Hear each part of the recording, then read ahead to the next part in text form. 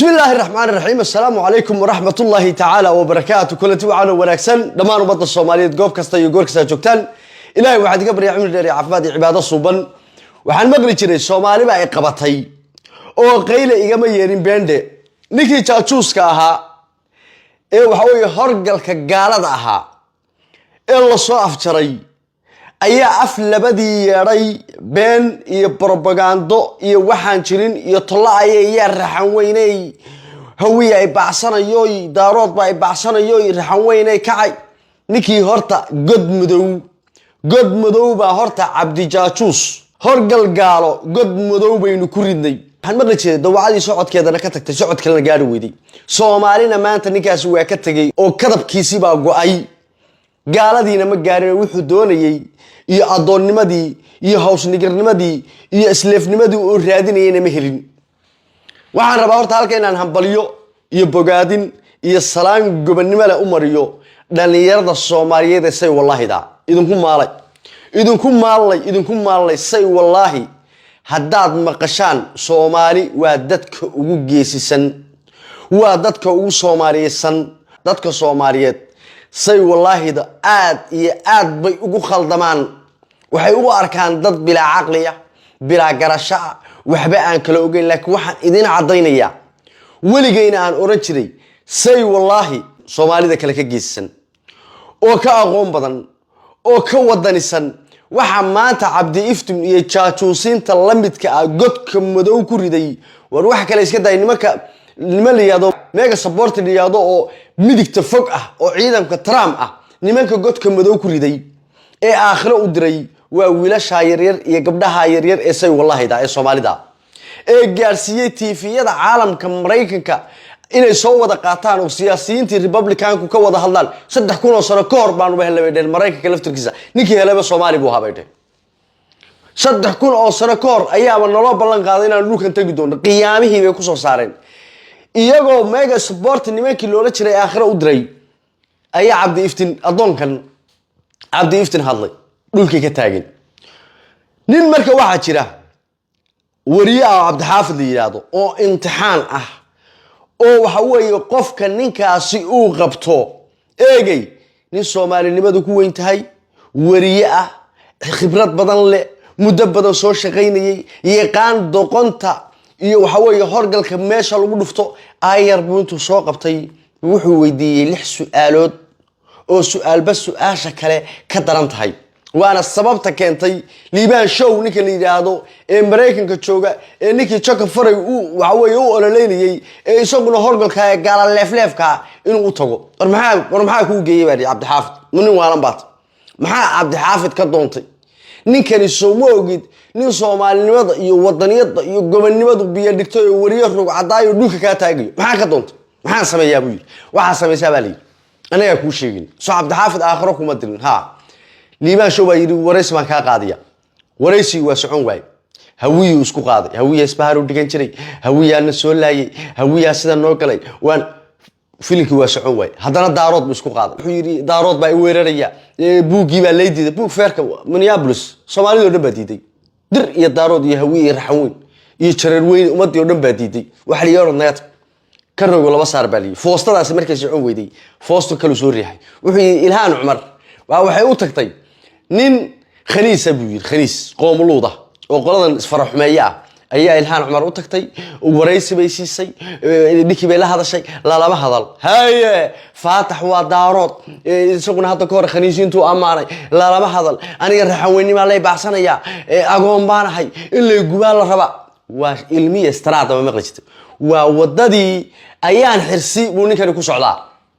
Soomaaliya meel ku qorta ayaan xirsi wadadeedii uu ninkani ku socdaa waa la dilayaa waa la gubayaa waa la baaxsanaya ma maqlajitay haashood markay maqaarka diidanta daldalool ba ka eegtaa wadadii ayaan buu ku socdaa laakiin baroortan iyo caydan iyo qabaailaduna aflagaadiin iyo horta waxa ka keenay iyo sababta ay ku timi maara wax yar inaan isdul taagnay barnaamijka tuu soo gaarsii shargaday hadii saad ku joogto soo tukaadi kale nabiga sallallahu Allahumma salli ala sayyidina Muhammad waaye Cabdi Xaafid 6 su'aalood buu weydiiyay ninka tuu ku dhigay ninkaas inna lillahi wa inna ilayhi raaji'un wareerde waranu hadda kadib waxaan baleeyahay wax allaale iyo wixii isdaqdaqaajiya ninkaas dalool yar buu ka eegaa saasuu isha u qabta luuquu soo kala xudhaa kaalay inaga is waraysanayne soo Soomaalidu kuma haysato dambi miyaa leedahay kaalay hada garbax inta soo fariisiyay buu noo gowracay caadi buu noo gowracay annaguna waslad baan u goosanayna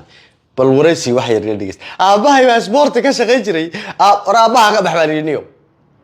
team dhan baa jiray baa basketballka ee adigu maxaad ka hadashay inna lillahi wa inna ilayhi raaji'un bal wax yar daawad barnaamijkan FBI da gashay dadkan waa la daba galay sawiradoodaan haynaa magacyadooda naqaanaa marka adigu waxaad ifinaysay oo FBI da laamihii ammaanka iyo maxkamaddii Mareykanku ay ifin weyday waa maxay su'aashu waxay tahay maxaad iftiimisay oo aad ku darsatay barnaamijkaas oo aan la ogeyn indhuhu ka marigmarigsiinaya ilaahay waa ku dhaartay naqaska ku degan waxa FBI baa ka hadashay bali aduu magacyadooda la yaqaan adigu ninkii kula fadhiyay cusuriga ahaa maxaad u sheegtay ma aaminsantahay inaad jaajustay arrin aan ogeyn ayuu aniga ii sheegay ma yani asaga aadin wax rabaan adigu kula yara jooga ma rabo inay isku dhayaacdo ha isku dhayaacay balay anu adaan kula hadlaya kula jooga isagoo haynoo dambeeyay adigu jaajusina tahay ma aaminsanta ma ya arrin kale ii sheegay ana arrintaas hay dambeysay ha khalkhalin ka jawaab waxaan ku weydiiyay waxaa tiri waxaan iftiimiyey aabaha inuu basketball ciyaari jiray qof Soomaali oo basketball ciyaara aabaha ugu horreeyay national team ayaanu lahayd wiilal iyo gabdho intaba qof kasta oo kelimad qori kara oo computerkiisa ku garaaci kara Somali basketball team saas ay ugu soo baxaysaa marka basketball baan iftiimiyey Black Hawk Down film ayuu ahaa aabaha basketball inuu ciyaari jiray gurigaygu inuu bilaa suuliha warninkani hooyadii buu caayay hooyadii ninka caayay ee yiri hooyada iyada 40 jir ah baa la guday waxa aniga iga shakay balay hooyaday baa la guday isaanta hooyada ay caayishid waxa aniga iga waramin gurigaygu bilaa suuliha waxa buluxuubay wiil ban baa lagu xaari jiray ban reer buluxuubay suuliyeeyada lahayn miya banaanka lagu xaari jiray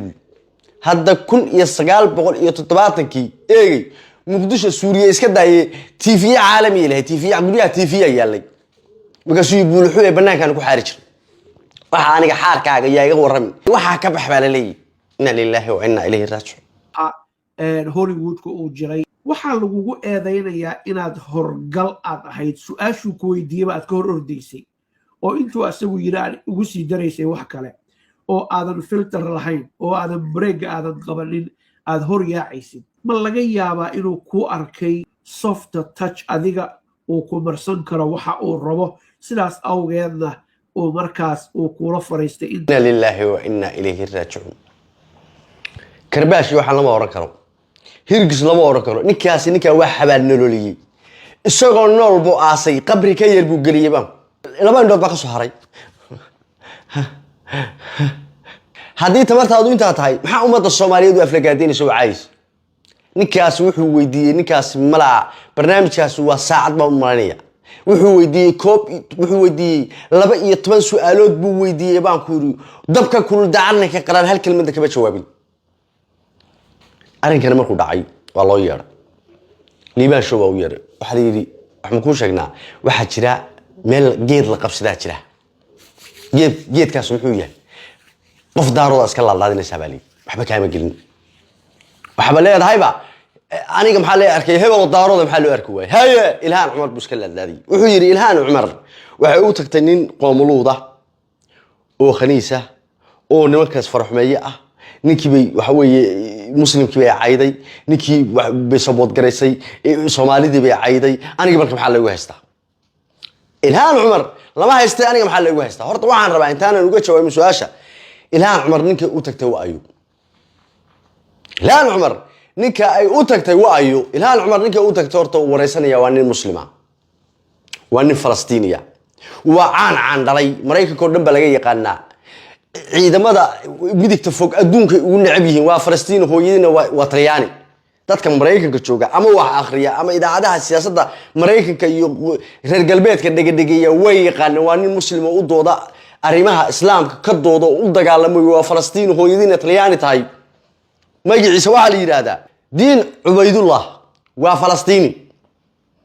hooyadina waa Talyaani Mareykanka ku nool yahay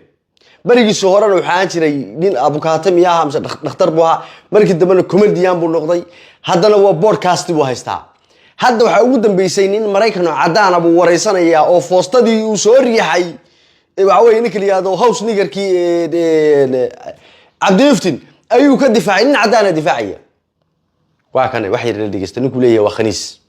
waa diin Ubaydullah aan ku hormar ilhaan ayaa waxaa cazumay dadka loo yaqaano LGBT-ga ama qowmuluudka hal qof Soomaali ka soo hadlay aadan of the LGBTQ issues, and I've seen it more and more recently where it's not just being critical, but they want to, there's a town in Michigan that took down the pride flag. It was all mayor, council who are Muslim. And it breaks my heart because, we're allies for the... With you, I... Ubaydillah, waa diin Ubaydillah oo u doodaya oo niman khaniisiina waxay leeyihiin caalamada dad islaam oo xaafada deganaa waxay leeyihiin yani arrin ka dhaxaysa cadaanka nimanka dadka faraxumeeya iyo muslimiinta bay wiilkan iyo gabadhan ka wada hadlayaan diin Ubaydillah waa uu leeyahay waa khaniis waa ninka broadcastiga iskale waa Falastiini arrimaha muslimka u dhaqdhaqaaqa inta waxa si dheer makhnuudkan jaajuuska foostadii uu soo riixay nin cadaan oo reer Minneapolis ayaa wuxuu ka difaacayaa Soomaalidii waxa wareysanayana waa diin Ubaydillah waa isla ninkii uu lahaa waa khaniis isagana waa kan ilaa dhigtay a lot of this lie that they're perpetuating is that somehow some individuals who happen to be of various racial groups, some of whom were Somali, but they were white, they were black, they were Latino, they were everything. But some were Somali, got caught up in some fraud. I can tell you as a prosecutor that the people who do that run the rainbow, man. Wan cadana. Ninka difaacaya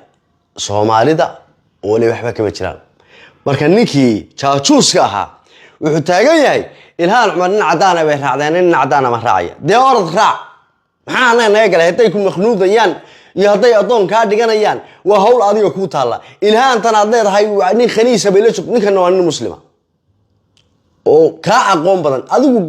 gaal leefkaagi xitaa ilhaan Umar iyo ninkan cadaan ee Falastiiniga iyo Faatax Umar iyo haday gaala raacaan iyo haday gaala dhex galaan iyo haday gaal Soomaalina kuma soo jeestaan diintoodana wax kama sheegaan dhaqankoodana wax kama sheegaan Soomaalina waxa weeye kuma noqdaan bahal kuma noqdaan bal ee waa kuwa difaacaya aqoon malihid jaahil baa tahay iimaan la waa tahay afarta qabla bala ka soo gashay baladeegi hooyada baad cayday warni waxa la yiri hooyadii ka guuri aayadu ma nagaado nin hooyadii caayay baan anagu diinta islaamka iyo Soomaali ka celinayna warninkani bar hore islaamnimada ka jaqaafiyay